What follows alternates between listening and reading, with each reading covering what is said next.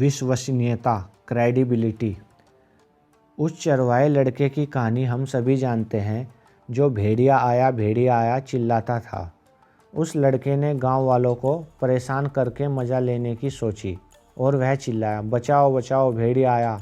गांव वालों ने उसकी आवाज़ सुनी और उसे बचाने दौड़े। जब वे वहां पहुंचे तो उन्होंने देखा कि वहां कोई भेड़िया नहीं था और वह बच्चा उन पर हंसने लगा। वे सब चले गए। अगले दिन उस लड़के ने फिर वही चाल खेली। गांव वाले फिर मदद के लिए दौड़े।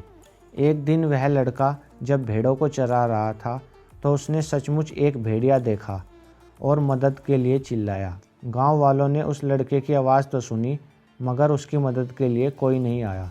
उन्होंने सोचा कि लड़का फिर वही चाल खेल रहा है। उन लोगों ने उस पर यकीन नहीं किया। नतीजे के तौर पर उसकी भेड़ें खाई गई और उसका नुकसान हो गया। इस कहानी से शिक्षा मिलती है कि जब लोग झूठ बोलते हैं तो अपनी विश्वसनीयता खो देते हैं।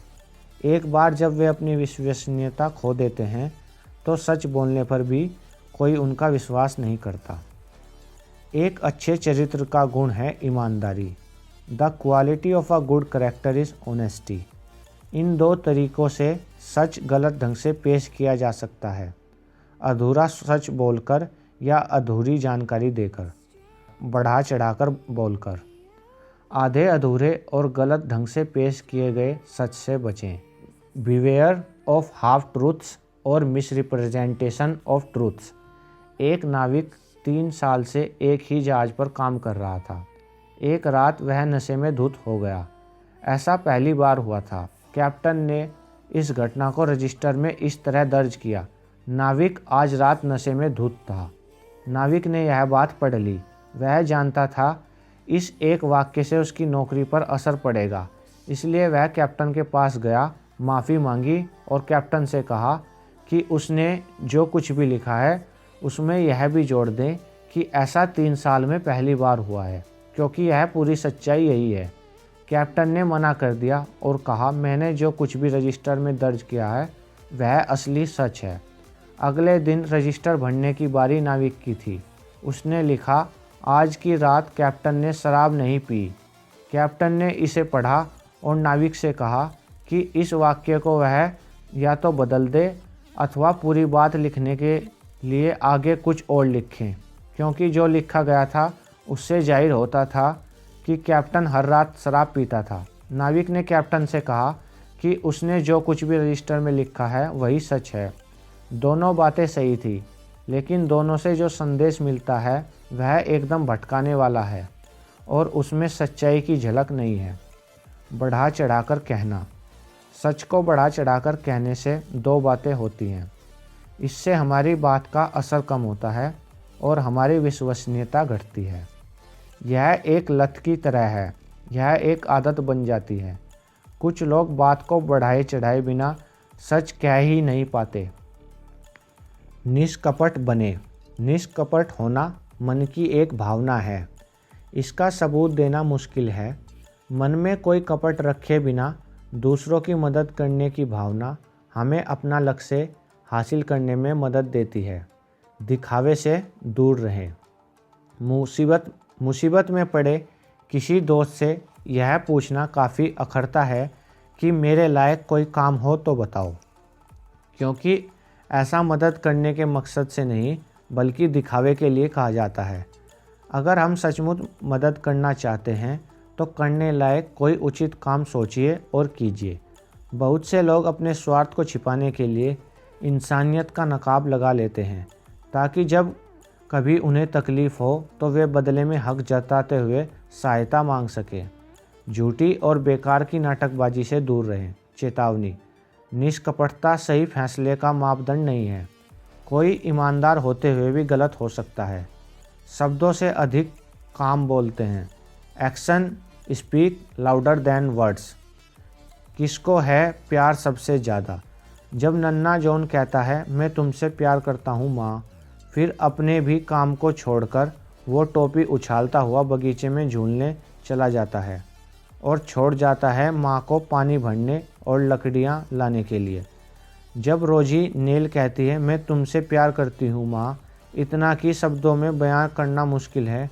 तो वह आधे दिन तक माँ तो परेशान करती रही, और जब वह खेलने चली गई तो माँ ने राहत की सांस ली।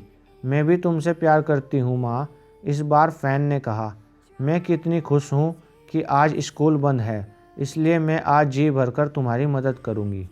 और वह छोटे भाई को गोद में लेकर झुलाती रही जब तक कि वह सो न गया।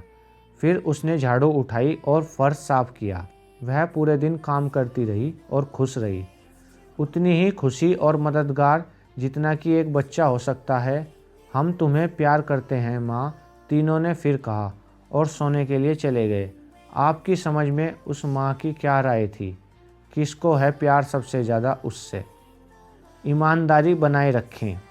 प्राचीन ज्ञान कहता है, ऐसी कोई भी चीज़ जो बेची और खरीदी जाए वह तब तक मूल्यवान नहीं होती जब तक उसमें एक ना बिक सकने वाला अनमोल राज नहीं छिपा होता। वह खूबी क्या है?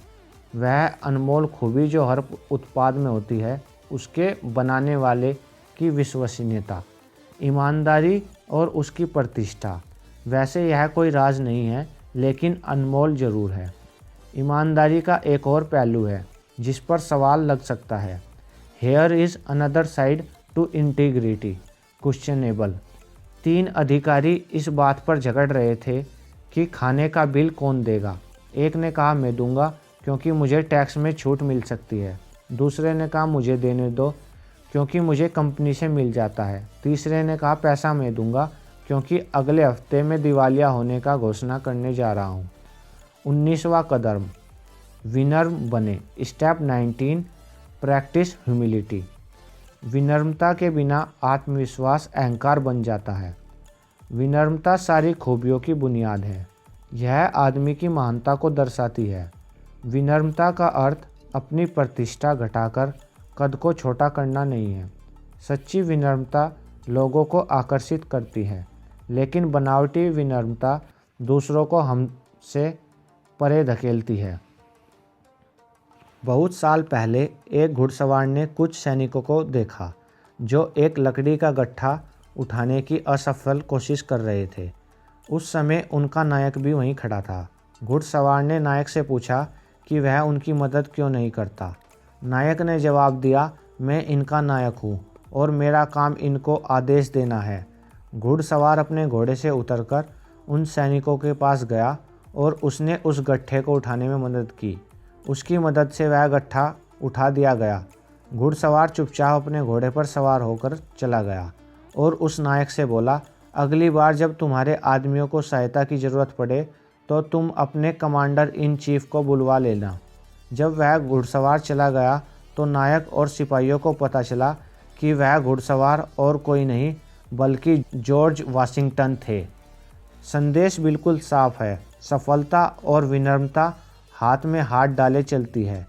जब दूसरे हमारी प्रशंसा करते हैं तो आवाज़ बहुत दूर तक जाती है। ज़रा इसके बारे में सोचिए। सादगी और विनम्रता महानता की 2 निशानियां हैं।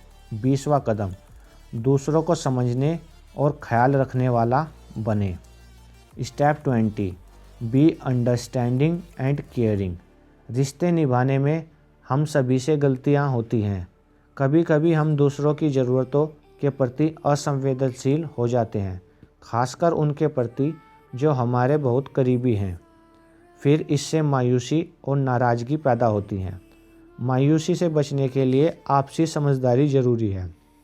आपसी रिश्ते लोगों में पूर्णता होने के वजह से नहीं बनते, बल्कि वे आपसी समझदारी से बनते हैं। एक अच्छा इंसान बनने से ज़्यादा संतोष दूसरों का ख्याल रखने से मिलता है। इससे हमारी ख्याति अपने आप ही बढ़ जाती है, जो हमारे जीवन का सबसे बेहतर बीमा है और जिसके लिए कुछ खास खर्च नहीं करना पड़ता है। कुछ लोग समझदारी दिखाने और ख्याल रखने की कमी को पैसों से पूरा करने की कोशिश करते हैं। दूसरों को समझना उन पर पैसे खर्च करने से ज़्यादा महत्वपूर्ण है। और अगर हम चाहते हैं कि दूसरे हमको समझें तो इसका सबसे अच्छा तरीका यह है कि हम भी दूसरों को समझें। किसी के साथ संवाद कायम रखने के लिए उसे समझना ज़रूरी है। उदार बने। उदारता भावनात्मक परिपक्वता की पहचान है। उदार होने का मतलब है कि हम बिना किसी के कहे औरों का ख्याल रखें और उनके लिए सोचे विचारें। उदार लोगों को ज़िंदगी जैसे ब्लेसिंग्स देती है। स्वार्थी लोग उसकी उम्मीद सपने में भी नहीं कर सकते। दूसरों का ख्याल रखें क्योंकि स्वार्थी होने की कीमत चुकानी ही पड़ती है। दूसरों की भावनाओं के प्रति संवेदनशील बने। व्यवहार कुशल बने। किसी भी रिश्ते में व्यवहार कुशल का भी काफ़ी महत्व है। व्यवहार कुशल होने का मतलब है किसी व्यक्ति को नाराज़ किए बगैर अपनी बात कह देने की काबिलियत। दयालुता, काइंडनेस। पैसे से बहुत महंगा कुत्ता तो खरीदा जा सकता है, मगर वह पूंछ हमारे प्यार और दयालुता की वजह से ही हिलाएगा।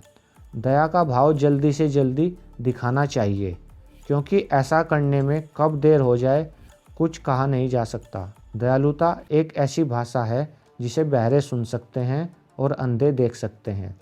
एक दोस्त के जीवित रहते उसके प्रति दयालुता दिखाना बेहतर है, बजाय कि उसके मरने पर उसकी कब्र पर फूल चढ़ाया जाए। दयालुता की भावना इंसान में अच्छी अनुभूति पैदा करती है, चाहे व्यक्ति इस भावनाओं को किसी और के लिए दिखाए या दूसरे लोग उसके प्रति दिखाएं। मीठी बोली बोलने से जीव को कोई तकलीफ नहीं होती। 21वां कदम, हर रोज़ शिष्ट बनने का अभ्यास करें। Step 21, practice courtesy on a daily basis. शिष्टाचार का मतलब है दूसरों का ख्याल रखना। यह उन दरवाज़ों को भी खोल देता है जिन्हें खोलना मुश्किल हो। एक तहजीब वाला मगर कम मेधावी इंसान जीवन में उस आदमी की तुलना में बहुत आगे बढ़ेगा जो मेधावी तो है लेकिन तहजीब वाला नहीं है। छोटी छोटी बातें अहमियत रखती हैं और बड़ा फ़र्क डालती हैं। क्या आपको कभी किसी हाथी ने काटा है? सीधा सा जवाब है नहीं। क्या आपको कभी किसी मच्छर ने काटा है? हम में से बहुतों को। छोटी छोटी परेशानियां हमारे धैर्य की परीक्षा लेती हैं। छोटे छोटे त्यागों का नाम शिष्टाचार है। इंसान को ये छोटे छोटे शिष्टाचार ही आगे ले जाएंगे, ना कि चालाकियाँ। शिष्टाचार हमारे नैतिक व्यवहार की एक शाखा है। इस पर खर्च ज़्यादा नहीं होता, लेकिन इससे हासिल बहुत कुछ होता है। कोई भी इंसान इतना बड़ा या इतना व्यस्त नहीं होता कि अपने व्यवहार को शिष्ट ना बना पाए। शिष्टाचार का मतलब है किसी बुजुर्ग या अपंग को बैठने के लिए अपनी जगह दे देना। शिष्टाचार एक मुस्कान या धन्यवाद के रूप में जाहिर किया जा सकता है। इसमें लागत कम लगती है और लाभ बहुत ज़्यादा मिलता है। इससे दूसरे व्यक्ति की नज़रों में आदमी की कीमत बढ़ जाती है। शिष्ट होने के लिए विनम्र होना ज़रूरी है। यह अफसोस की बात है कि लोग अपने अच्छे गुणों से भटककर नीच बन जाते हैं। मैंने कई बार लोगों को गर्व से कहते सुना है, तुम नहीं जानते कि मैं कितना नीचे जा सकता हूँ। जहाँ भी संभव हो शिष्टाचार के बीज अवश्य बिखेरें। इनमें से कुछ जरूर जड़ पकड़ लेंगे और आपको अपनी और दूसरों की नज़रों में ऊंचा उठाएंगे। व्यवहार, शिष्टाचार और व्यवहार साथ साथ चलते हैं। घर में शिष्ट व्यवहार करना उतना ही ज़रूरी है जितना कि बाहर वालों के साथ। घर में दूसरों का ख्याल रखने और अच्छा व्यवहार करने से गर्मजोशी और अपनेपन की भावना बढ़ती है। शिष्टाचार का मतलब है अच्छा व्यवहार करना। रूखा व्यवहार करने के बजाय यदि हम शिष्ट व्यवहार करें तो इससे आत्मसंतुष्टि मिलने के साथ ही और भी कई फ़ायदे होते हैं। मुझे आश्चर्य होता है कि ज़्यादातर लोग शिष्ट व्यवहार क्यों नहीं करते। रूखे और असभ्य लोग थोड़े समय के लिए सफल हो सकते हैं, मगर ज़्यादातर लोग ऐसा व्यवहार करने वालों से दूर रहना चाहते हैं और ऐसे लोग आखिरकार नापसंद किए जाते हैं। बच्चों को बचपन से ही शिष्ट व्यवहार की शिक्षा दी जानी चाहिए ताकि उनका विकास हो सके और वे बड़े होकर मैच्योर एवं दूसरों का ख्याल रखने वाले बन सकें। एक बार शिष्ट व्यवहार सीख लेने पर यह उम्र भर साथ रहता है। यह दूसरों का ख्याल रखने और संवेदनशील होने के नज़रिए को दर्शाता है। ऐसी बातें बहुत छोटी और साधारण लगती है, लेकिन मेहरबानी करके शुक्रिया और मुझे माफ़ कर दीजिए जैसे छोटे छोटे जुमलों का इस्तेमाल करके इंसान काफ़ी लंबा रास्ता तय कर सकता है। याद रखें, शिष्ट व्यवहार के बदले शिष्ट व्यवहार मिलता है। उसकी प्रैक्टिस जितनी ज़्यादा और जितनी बार हो सके उतनी बार करें। शुरुआत में इसके लिए थोड़ी मेहनत करनी पड़ेगी, मगर बाद में आपको उसका लाभ मिलेगा। एक अच्छे इंसान की पहचान है और शिष्टाचार विनम्रता का दूसरा नाम है, जिसमें थोड़ी सी लागत लगाने से किसी अकेले इंसान को ही नहीं बल्कि पूरे संगठन को फ़ायदा मिलता है। आपने देखा होगा, जब कोई चुटकुला सुना रहा होता हो तो कोई दूसरा आदमी बीच में कूदकर चुटकुले की आखिरी लाइन सुनाकर दूसरों का ध्यान अपनी तरफ खींच लेता है, और जब लोग हंस पड़ते हैं तब वह यह बताता है कि उसने यह चुटकुला कहाँ पढ़ा। इससे उस आदमी की बेहतर जानकारी भले ही जाहिर हो, मगर यह घटिया व्यवहार है। शिष्टाचार अच्छी परवरिश की पहचान है। बहुत से प्रखर और प्रतिभाशाली लोग सफलता इसलिए नहीं पा सके कि उनमें शिष्टाचार और अच्छे व्यवहार की कमी थी। विनम्रता और शिष्टाचार सभ्य होने की निशानी है। असभ्यता और बदतमीजी सभ्यता की कमी को दर्शाते हैं। दूसरे लोगों के प्रति सम्मान और शिष्टता का बर्ताव करें। कठोरता एक कमज़ोर आदमी की झूठी ताकत है। 22वां कदम, हंसाने की आदत डालें और खुश मिजाज बने। Step 22, develop a sense of humour. कुछ लोग खुश मिजाजी किस्म के होते हैं। आप भी हंसने हंसाने की आदत डालिए। इसमें आप में अपनी कमियों पर भी हंसने की ताकत आ जाएगी। हंसने हंसाने की आदत इंसान को हर दिल अजीज और आकर्षक बना देती है। अपने आप पर हंसना सीखें, क्योंकि यह सबसे ज़्यादा महफूज मजाक है। खुद पर हंसने से हमको गिरकर उठने की शक्ति मिलती है। सारी दुनिया में हंसी हर दर्द की कुदरती दवा है। हंसी मर्ज को मिटा भले ना सके, लेकिन उसके दर्द को बेशक कम कर सकती है। हंसने हंसाने में स्वस्थ करने की शक्ति है। The healing power of humour. Anatomy of an illness के लेखक डॉक्टर नॉर्मन कजिन इस बात की जीती जागती मिसाल है कि इंसान अपनी लाइलाज बीमारी को कैसे ठीक कर सकता है।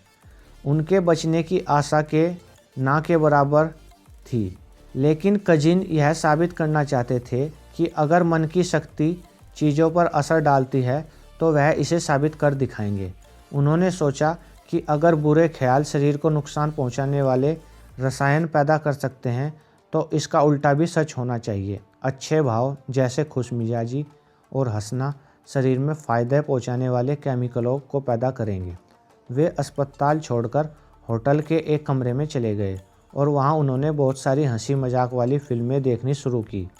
इस तरह उन्होंने वास्तव में खुद को हंसते हंसते ही ठीक कर लिया।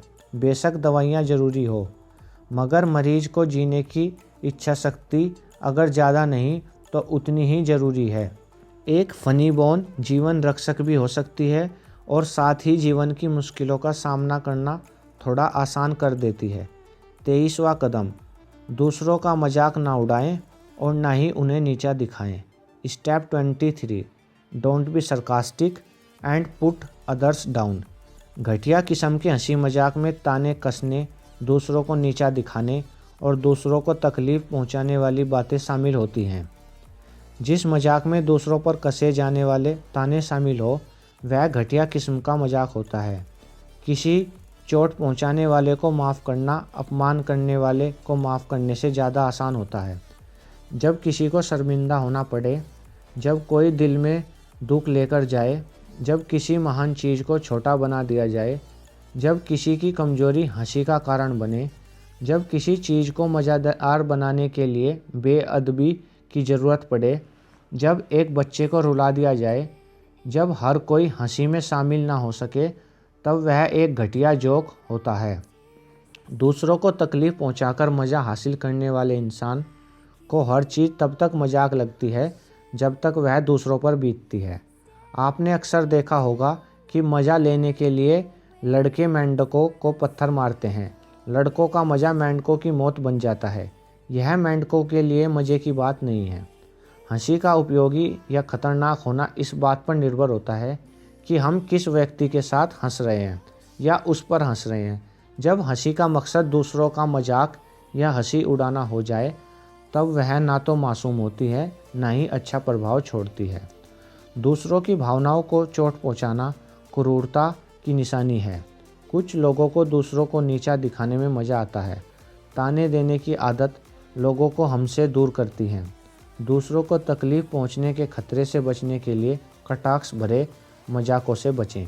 24वां कदम, दोस्त पाने के लिए दोस्त बने। Step 24, to have a friend be a friend. हम हमेशा अच्छे मालिक, कर्मचारी, जीवन साथी, माँ बाप और बच्चे चाहते हैं। हम यह भूल जाते हैं कि हमें भी अच्छा इंसान बनने की ज़रूरत है। तजर्बा यही बताता है कि कोई इंसान पूरा नहीं होता, कोई नौकरी हर लिहाज से अच्छी नहीं होती और कोई जीवन साथी भी सभी गुणों से भरपूर नहीं होता। जब हम पूर्णता की तलाश करते हैं तो हमें निराशा ही हाथ लगती है, क्योंकि तब हमारे हाथ एक तरह की परेशानी के बदले दूसरी तरह की परेशानी लगती है। पश्चिम में 20 साल तक रहने के बाद मैंने पाया कि वहाँ तलाक की दर बहुत ऊंची है और जब लोग दूसरी शादी करते हैं तो पाते हैं कि उनके नए जीवन साथी में पहले जीवन साथी वाली कमियां तो शायद ना हो, लेकिन दूसरी तरह की बहुत सी कमियां होती हैं। इसी तरह लोग नौकरियां बदलते हैं या कर्मचारियों को नौकरी से यह सोचकर निकालते हैं कि बदले में बेहतरी मिलेगी, लेकिन उन्हें पता चलता है कि एक कमी से छुटकारा पाया तो दूसरी गले पड़ गई। चलिए इन चुनौतियों का सामना करने की कोशिश करें। तलाक और नौकरी से निकालने जैसे कदमों को पहला नहीं बल्कि आखिरी सहारा बनाएं। त्याग, सैक्रिफाइस। दोस्ती त्याग मांगती है और इम्तहान लेती है। दोस्ती और रिश्ते बनाए रखने के लिए त्याग, निष्ठा और समझदारी की ज़रूरत पड़ती है। त्याग बस यूं ही की जाने वाली चीज़ नहीं है, इसके लिए अपनी आसानियां कुर्बान करनी पड़ती है। स्वार्थ की भावना दोस्ती को तोड़ देती है। हल्के फुल्के रिश्ते तो आसानी से बन जाते हैं, लेकिन सच्ची दोस्ती बनाने और कायम रखने के लिए समय और प्रयास की ज़रूरत होती है। दोस्ती इम्तिहान की घड़ियों से गुजरकर ही मजबूत बनती है। हमें झूठे रिश्तों को पहचानना सीखना चाहिए। सच्चे दोस्त कभी अपने दोस्तों का नुकसान नहीं चाहते।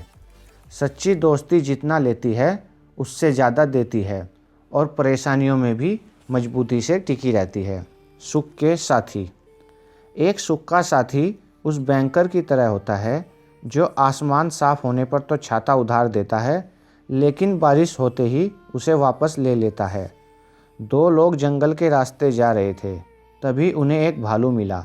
उनमें से एक तो झटपट पेड़ पर चढ़ गया, लेकिन दूसरा ऐसा ना कर सका, इसलिए वह ज़मीन पर मुर्दे की तरह लेट गया। भालू उसके कान के पास अच्छी तरह सूंघकर चला गया। पहले आदमी ने पेड़ से उतरकर दूसरे से पूछा, भालू ने तुमसे क्या कहा? दूसरे आदमी ने जवाब दिया, उसने कहा कि ऐसे दोस्त का विश्वास मत करो जो खतरा आने पर उसे भुगतने के लिए तुम्हें अकेला छोड़ दे। कहानी का संदेश दिन के उजाले की तरह साफ है। आपसी विश्वास और भरोसा हर दोस्ती की बुनियाद है। लोग अलग अलग कारणों से दोस्त बनाते हैं। People make friends for different motives. दोस्ती कई तरह की होती है। नंबर 1, सुख के साथी। ऐसे लोग तभी तक दोस्त रहते हैं जब तक दोस्ती में खुशी और मज़ा है। खुशी जाती है तो ऐसे दोस्त भी चले जाते हैं। नंबर 2, सुविधा की दोस्ती। ऐसी दोस्ती कुछ हासिल करने के लिए की जाती हैं और टिकाऊ नहीं होती। यह 3 तरह की होती है। नंबर क्या है? नज़दीकी। इस तरह की दोस्ती का एक नमूना पड़ोसी से की जाने वाली दोस्ती है। उसके साथ रिश्ते बनाना सुविधाजनक होता है। हम दोनों साथ साथ हंसते हैं, एक दूसरे के साथ चीज़ों को बांटते हैं। इमरजेंसी की हालत में मदद पाने के लिए बगल में उसी का दरवाज़ा होता है। उसके साथ रिश्ते बनाए रखना आसान भी होता है, लेकिन नज़दीकी ख़त्म होने पर ऐसी दोस्ती भी ख़त्म हो जाती है। नंबर 6, फ़ायदा। ऐसी दोस्ती मतलब के लिए होती है। उसकी पहुंच ऊपर तक है, वह पैसे वाला है, साधन संपन्न है, वह डॉक्टर है, वकील है। उससे रिश्ते बनाना किसी दिन फ़ायदेमंद हो सकता है। इस तरह की दोस्ती ऐसे नज़रिए से ही की जाती है। इस तरह के रिश्तों की उपयोगिता ख़त्म होने पर दोस्ती भी ख़त्म हो जाती है। नंबर 11, दुश्मन का दुश्मन मेरा दोस्त। कहावत है कि दुश्मन का दुश्मन दोस्त होता है। यह दोस्ती तब तक बरकरार रहती है जब तक दोनों का दुश्मन एक है, लेकिन उस दुश्मन के जाने पर वह दोस्ती भी चली जाती है। नंबर 3, सच्ची दोस्ती। यह एक दूसरे की इज्जत पर आधारित होती है। सच्चे दोस्त वे लोग होते हैं जिनके मन में एक दूसरे के लिए भलाई होती है और वे उसी हिसाब से काम करते हैं। इसका आधार चरित्र और वचनबद्धता होते हैं। इस तरह की दोस्ती में दोनों तरफ से अच्छाइयाँ हमेशा बनी रहती हैं। ऐसी दोस्ती हमेशा बनी रहती है। खुशहाली में दोस्त बनते हैं, लेकिन मुश्किलें उनके असली रूप को दिखाती या जाहिर करती हैं। मतलबी दोस्त का वर्णन इस कविता में क्या खूब किया गया है। आप खुश होंगे तो लोग आपके पास आएंगे, आप दुखी होंगे तो वे आंखें चुराएंगे। वे आपकी सारी खुशियाँ बांटना चाहते हैं, मगर उन्हें आपका दुख नहीं चाहिए। अगर आप खुश हैं तो आपके बहुत सारे दोस्त होंगे, आपके दुखी होने पर वे आपसे किनारा कर लेंगे। आपके मधुरतम पैक को कोई नहीं नकारेगा, मगर ज़िंदगी के कड़वे घूंट आपको अकेले ही पीने पड़ेंगे। सच्ची दोस्ती में मदद करना एक दूसरे पर एहसान नहीं होता। यह दोस्ती की सहज अभिव्यक्ति होती है, उसका मकसद नहीं। अगर एक दूसरे से मदद हासिल करना दोस्ती का मकसद बन जाए तो मकसद ख़त्म होने पर भी दोस्ती ख़त्म हो जाती है। रिश्ते अपने आप नहीं बन जाते, उन्हें बनाने में समय लगता है। रिश्ते ईर्ष्या, स्वार्थ, अहंकार और रूखे व्यवहार की वजह से नहीं, बल्कि दयालुता, आपसी समझ और आत्मत्याग के आधार पर बनते हैं। रिश्तों का महत्व देकर उन्हें गंभीरता से लेना चाहिए और एक बार रिश्ते बन जाएं तो उन्हें पौधों की तरह सींचना चाहिए।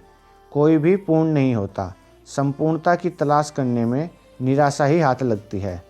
दोस्ताना सहयोग, फ्रेंडली कोऑपरेशन। बिना दोस्ताना सहयोग के सफलता प्राप्त करना मुश्किल है। एक खुशमिजाज शख्सियत संतुलन को बनाए रखते हुए खुले दिमाग वाली और हालात के अनुसार ढलने वाली होती है। खुले दिमाग का मतलब ढीला ढाला या असहाय व्यवहार नहीं होता। इसका मतलब किन्हीं हालात में नाप तोलकर सही समय पर जिम्मेदारी के साथ सही कदम उठाना होता है। खुले दिमाग का मतलब सिद्धांतों और मूल्यों से समझौता करना भी नहीं होता। 25वां कदम, दूसरों की भावनाओं को महसूस करें। Step 25, show empathy. दूसरे से किए गए और अपने साथ किए गए नाजायज़ व्यवहार को हम अलग अलग तराजू पर तोलते हैं। किसी अच्छी शख्सियत का एक अत्यंत महत्वपूर्ण गुण दूसरों की अनुभूतियों को समझना है। जिनमें यह गुण होता है, वे खुद से यह सवाल पूछते हैं, मुझे तब कैसा महसूस होता जब कोई दूसरा मेरे साथ ऐसा व्यवहार करता। एक पिल्ला, आप पपी। एक बच्चा पालतू जानवरों की दुकान में एक पिल्ला खरीदने गया। वहाँ 4 पिल्ले साथ बैठे थे, जिनमें से हर एक की कीमत $50 थी। एक पिल्ला कोने में अकेला बैठा हुआ था। उस बच्चे ने जानना चाहा कि क्या वह उन्हीं बिकाऊ पिल्लों में से एक था और वह अकेला क्यों बैठा था। दुकानदार ने जवाब दिया, वह उनमें से एक है, मगर अपाहिज है और बिकाऊ नहीं है। बच्चे ने पूछा, उसमें क्या कमी है। दुकानदार ने बताया कि जन्म से ही इस पिल्ले की एक टांग बिल्कुल ख़राब है और उसके पूंछ के पास के अंगों में भी खराबी है। बच्चे ने पूछा, आप इसके साथ क्या करेंगे? तो उसका जवाब था कि इसे हम हमेशा के लिए सुला दिया जाएगा। उस बच्चे ने दुकानदार से पूछा, क्या वह उस पिल्ले के साथ खेल सकता है? दुकानदार ने कहा, क्यों नहीं। बच्चे ने पिल्ले को गोद में उठा लिया और पिल्ला उसके कान को चाटने लगा। बच्चे ने उसी समय फैसला किया कि वह उसी पिल्ले को खरीदेगा। दुकानदार ने कहा, यह बिकाऊ नहीं है, मगर बच्चा जिद करने लगा। इस पर दुकानदार मान गया। बच्चे ने दुकानदार को $2 दिए और बाकी के $48 लेने अपनी माँ के पास दौड़ा।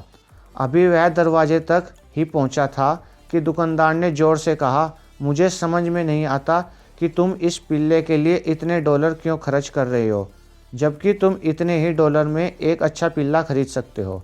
बच्चे ने कुछ नहीं कहा। उसने अपने बाएं पैर से पैंट उठाई।